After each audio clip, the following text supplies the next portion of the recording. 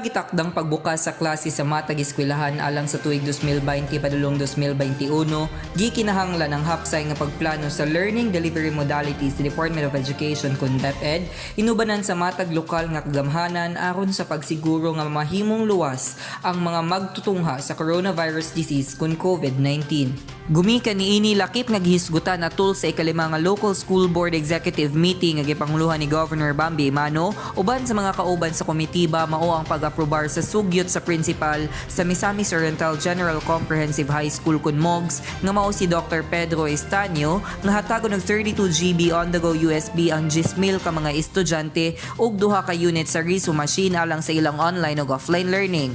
Kini nga mga sugyot hangyo nga giaprobahan na sa LSB. Mato ni Dr. Estanio nga gikinahanglan nila ang duha ka mga RISO unit alang sa pagprint sa mga learning modules ug ang OTG USB alang sa digital modules.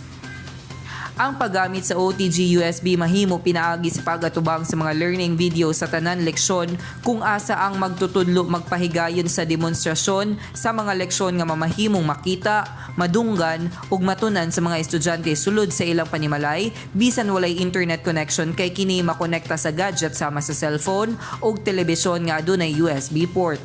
Kini suportado ni DepEd Misamis Oriental Schools Division Superintendent Dr. Jonathan De La Peña kay matud niini nga ang MOGS nahimutang sa lugar nga high risk nga dili mahimo niini ang face-to-face learning.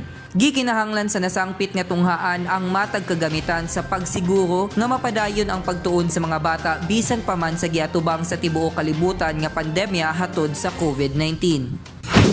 Suportado ni Governor Bambi Imano ang mga lakang sa Department of Education Misamis Oriental alang sa pagpadayon sa klase kay dili mahimong maulahi ang mga tunghaan sa lalawigan sa pagsagop sa new normal kay alang kini sa kaayuhan ug kaugmaon sa kabatanunan. Ako si Lambo Raymark Simanya alang sa limpyo ug matarong nga panggobyerno, padayon Pilipino.